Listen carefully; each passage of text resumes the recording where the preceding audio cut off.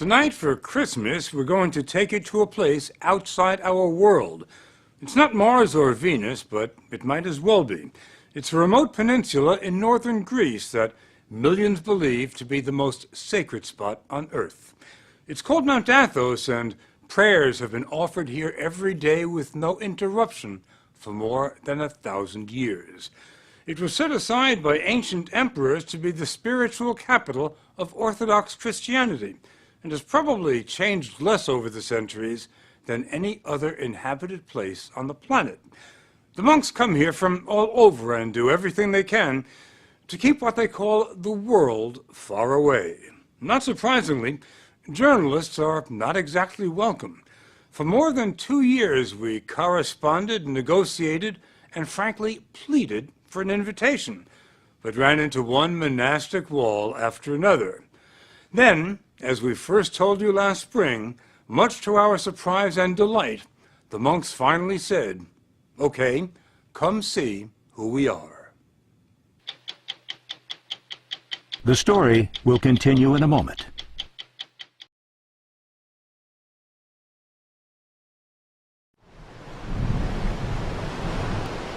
This Byzantine cross marks the border between Mount Athos and the 21st century.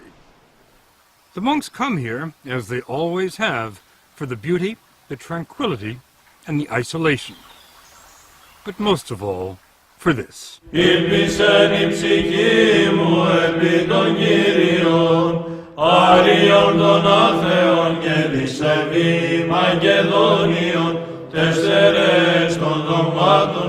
Father Yaakov is one of the few Americans on the mountain.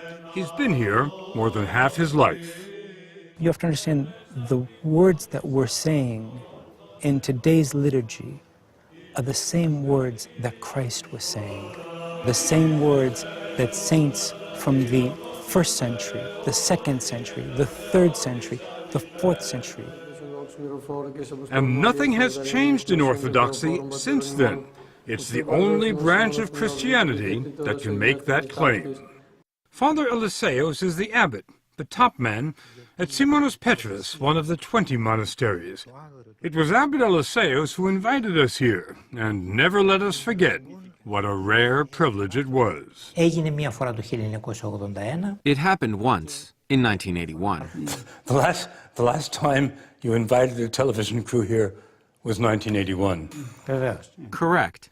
We weren't going to invite you, but your persistence convinced us to open the door.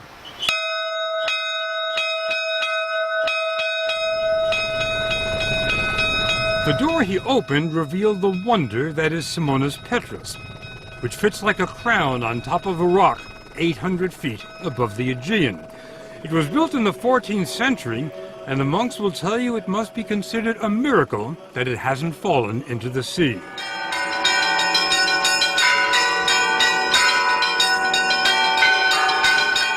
There are 20 monasteries on Mount Athos. Some look like medieval fortresses. Others are so large they resemble small cities.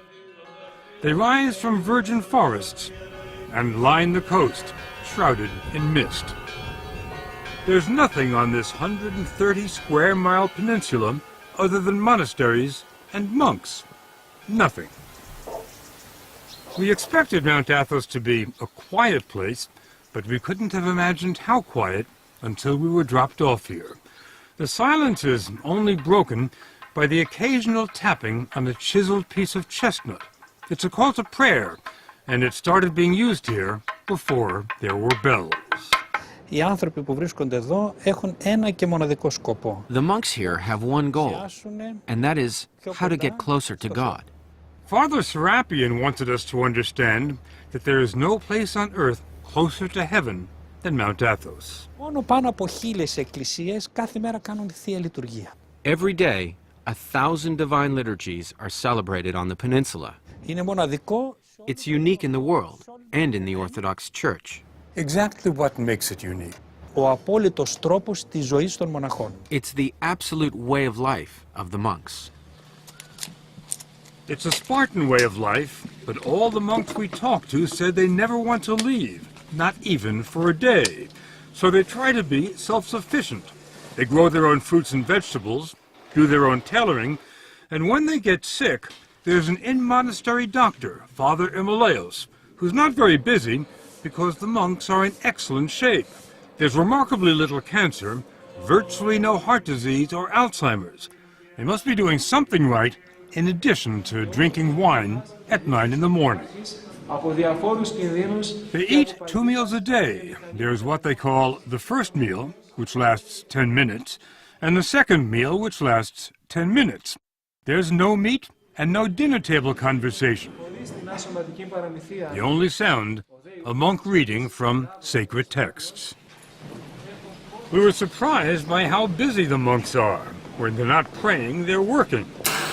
Father Theodosius, born a Lutheran in Germany, is a mechanical wizard who has given the monastery continuous electricity and occasional hot water. Many Christians in the world, they are looking for the original church, for the ancient church. Do you think this is the closest to the original church? Yes. When you come to Orthodoxy, you will see it has everything you ever sought for. Father Refectory takes care of the ancient footpaths here. He clears the trails. We went with him on what was, for us, an exhausting hike on the hills above the monastery. It wasn't tough for him, though. He says that after decades of roaming the world, this is his path. I've been to many places. Tell me where. From Switzerland, of course, from Sweden, Finland, Spain, Portugal, Singapore, Australia, and Texas. Texas. How did you like Texas? I liked very much. I liked mostly the people. Now, with all the traveling you've done, how did you end up here? I was searching for a way of life. I can give all of myself to that. And I think the God of Jesus is above all the others: money, lifestyle, even family. The family at Simonas Petrus consists of 54 monks from 8 countries.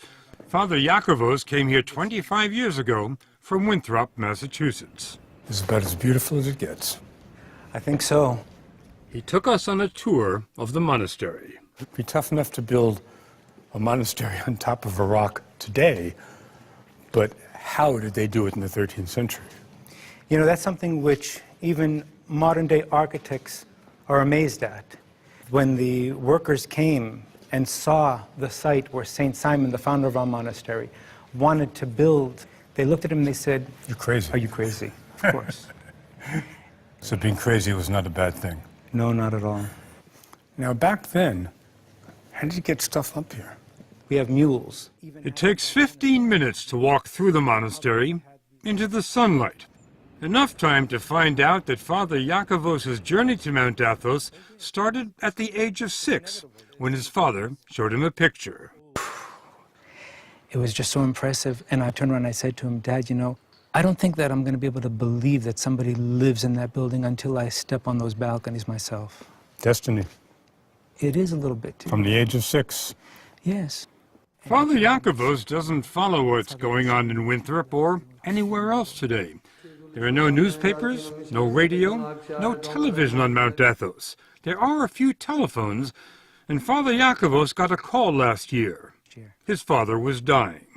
Prior to his death, he was asking if I would go so I could see him one last time. Reasonable request. From a father, I think so.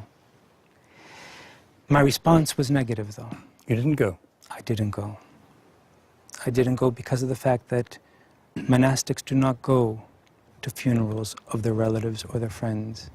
They remain here at the monastery. When your father asked you to come see him one last time, and you said no, was there any feeling of I'm letting my father down? Not at all. I know that we're going to see each other in paradise one day. The whole idea at Mount Athos is not only to isolate oneself from the outside world, but to let go of all memories of one's past life. The purpose of your being here, as I understand it, is prayer without distraction. I'm not being distracted now. Why are you laughing? First, tell me why you're laughing. Why am I laughing? Because St. Paul says we're to pray unceasingly. What's funny about that? That's not what's funny about it. What's funny is how you think I can stop praying. You're praying every minute of the day. Even right now when we're talking. Really? Of course. You don't see Father Yaakov's praying while he's talking, but look at these other monks. Their lips never stop moving, not for a second. They just keep reciting the Jesus prayer day and night. Lord Jesus, have mercy on me. It becomes like breathing. Some monks say they can pray when they sleep, and they get no more than 3 hours sleep a night. But Mount Athos gets more applicants than it can handle. It's harder to get into than Harvard. The man comes as a novice, he's free to leave if he doesn't like it, and the monks can tell him to leave if they don't like him. When a novice arrives here, can you tell whether he's going to make it or not? Can you tell whether he's going to qualify to be a monk? Όχι παραπάνω από ελάχιστο χρόνο το καταλαβαίνουμε. After a while, it becomes pretty obvious whether or not someone is cut out for it, which is why we have a trial period, which can last up to 3 years. I bet you know a lot sooner than 3 years. Vevers. Certainly. Once he's accepted into the community, it's a lifetime commitment, and life never changes here. Never.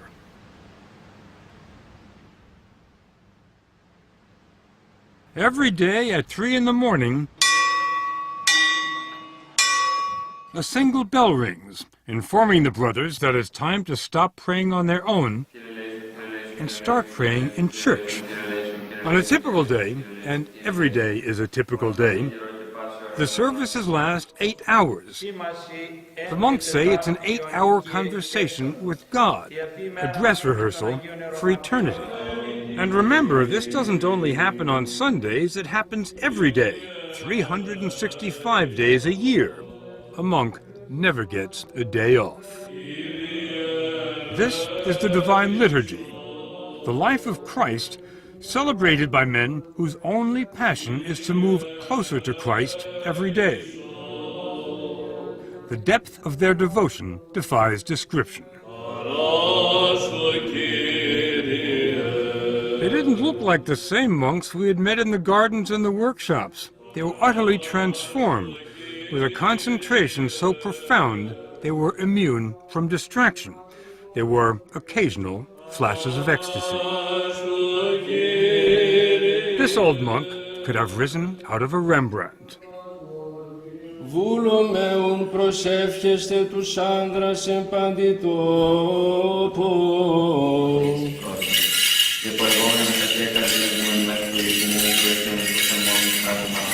There are no musical instruments in the church, just chanting. Chanting without end.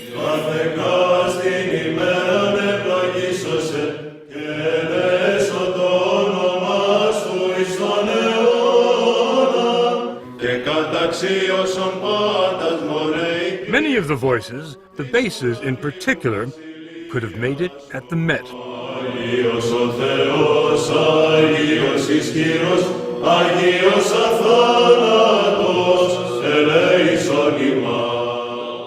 We didn't understand the words.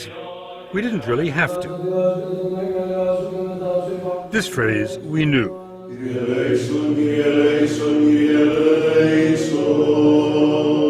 Lord, have mercy.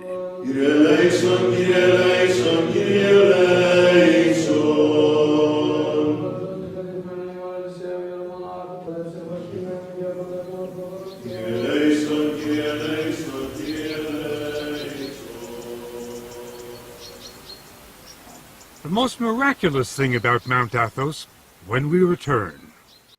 The most miraculous thing about Mount Athos may simply be the fact that it's still there. Over the centuries, it's been invaded by crusaders, Ottomans, mercenaries, pirates, and Franks. The Nazis had their eyes on it too. The 2,000 monks attribute their survival, not surprisingly, to divine intervention. But they've also been pretty crafty. Some of the measures they've taken will surprise you. If you'd like to come for a visit, though, it can be arranged, but it's not easy.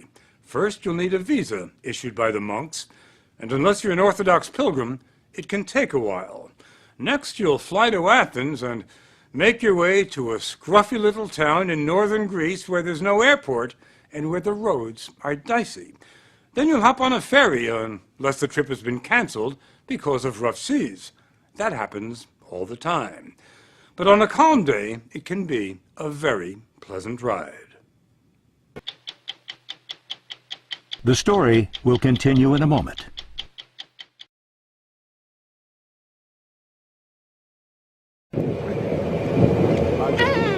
The monks will tell you it takes years of prayer and soul-searching before they're ready to leave the world for Mount Athos.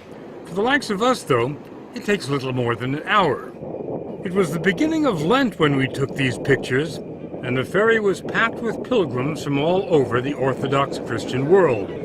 Greeks, Bulgarians, Serbs, Romanians, Russians.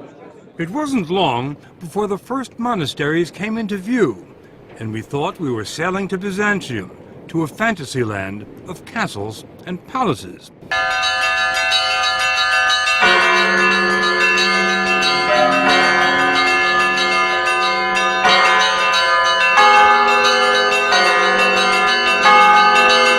We were headed for Refectory, one of the oldest and largest monasteries on Mount Athos.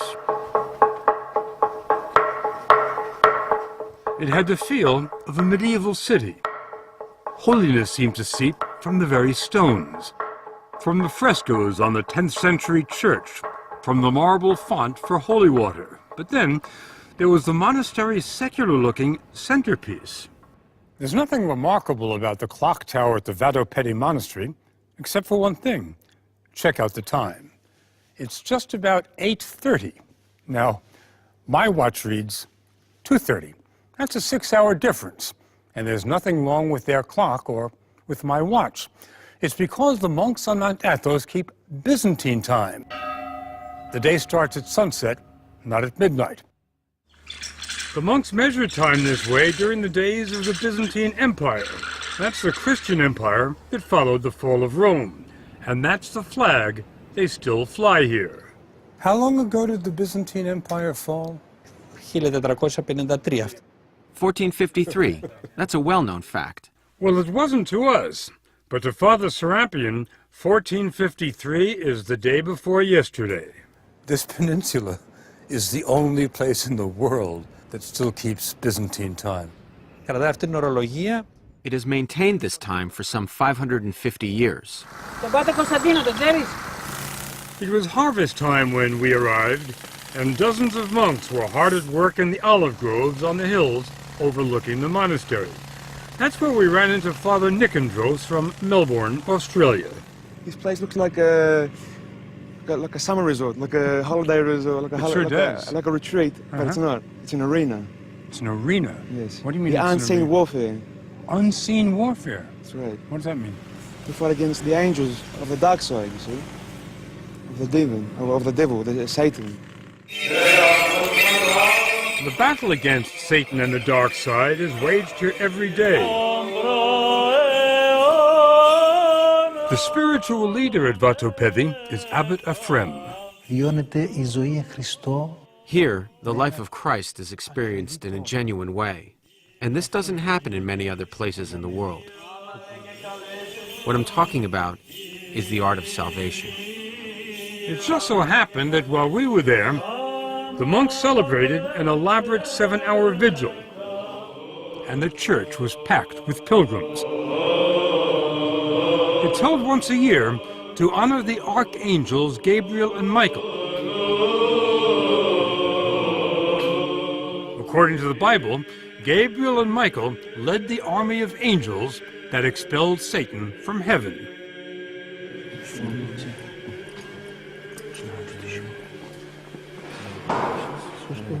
The church's relics are brought out every day, and pilgrims ask for the blessing of the saints. The most sacred relic on the entire peninsula is in this case, fabric said to be part of a garment worn by the Virgin Mary. The irony is that while the Mother of God is revered here, no other woman is permitted to even set foot on Mount Athos. It's been like that for 1,000 years. The reason, according to Orthodox doctrine, is that Christ gave the peninsula to his mother, and all other women have been excluded so as to fully honor the Virgin Mary. It's also been said that in the days before the ban, when women did come here, the monks became distracted and couldn't devote themselves entirely to prayer. They say it's been a lot easier since the last lady left. Keeping women out certainly wasn't much of a problem 300-400 years ago. Do you feel that's becoming problematic today? I don't think so, because the monastery itself and all the land around it is our property. And if we don't want women coming onto our property, we have every right to do that. Mount Athos may be the last all-male bastion in the world, and Father Arsenio says it has to stay that way. Here we are concerned solely with purity and our elevation to eternity. If women are permitted, they'd bring their families and their children. This place would become a tourist attraction and no longer a place of silence. If we wanted to experience profound silence, we're advised to go to Stavronikita. It's the smallest monastery on the Holy Mountain, but it has some of the most remarkable treasures. You stay in the silence just by walking in. There's no electricity here, so the icons and mosaics are illuminated only by shafts of sunlight and a few candles. St. Nicholas, the patron saint, John the Baptist, and the Virgin Mary. We were stunned by the magnificence of the art here, but then we ran into Father Maximus, a former professor at the Harvard Divinity School. He told us what we were seeing cannot be described as art. They're devotional objects, and they're part of the living liturgical life of the church. So we don't have any art, and we're not a museum. I mean, to put it starkly. Whatever you call it, it's priceless. That's why the monasteries have been invaded and plundered so many times over the centuries. The monks' most recent brush with history happened only 70 years ago. The Nazis were coming their way. In the spring of 1941, the Germans invaded and occupied Greece. They marched up the Acropolis, raised the swastika beside the Parthenon, and were about to invade. The monks asked for a meeting with Nazi officers who advised them to appeal to Hitler himself. And the monks wrote a letter to Hitler. A letter was written, and in the letter the monks identified themselves. They said, "This is who we are." And they asked Hitler to place the Holy Mountain under his personal protection. What kind of response did you get?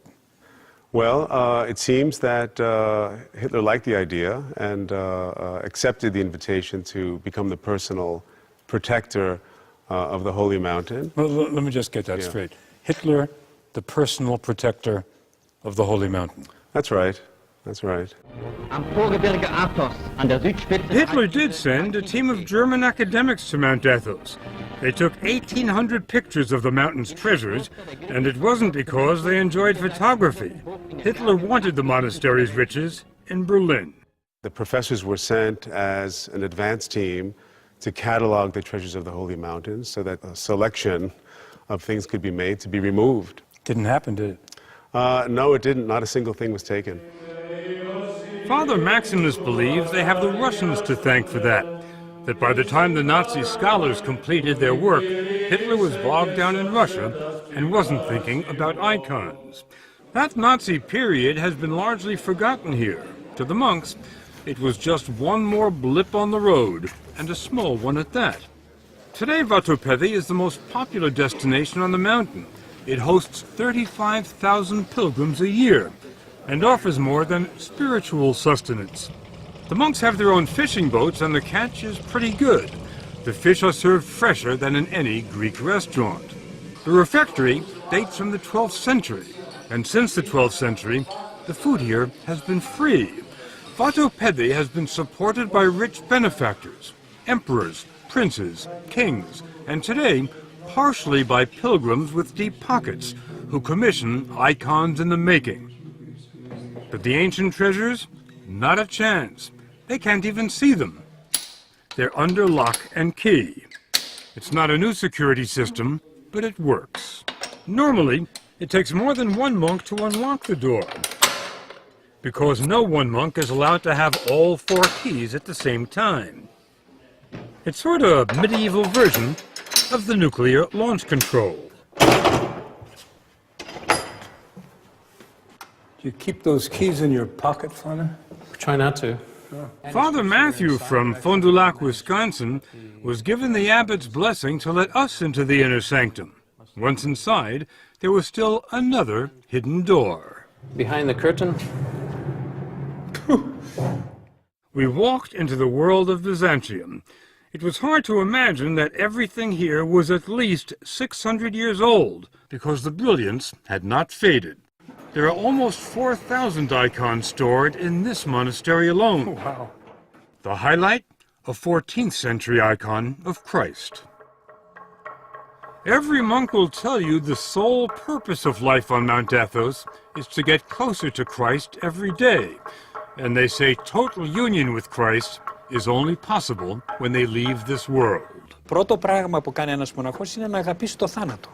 The first thing a monk does is embrace and love death. Embrace and love death. Γιατί ο θάνατος... Because death is the ticket to the other life. Without a ticket, you can't travel. Where do you get the ticket? Εδώ, στη ζωή αυτή. In this life, that's what we do each day. We prepare for death, Για το ταξίδι μας προς τον ουρανό. and we are joyful about our journey to heaven. Father Matthew offered to take us to the transit point between this world and heaven.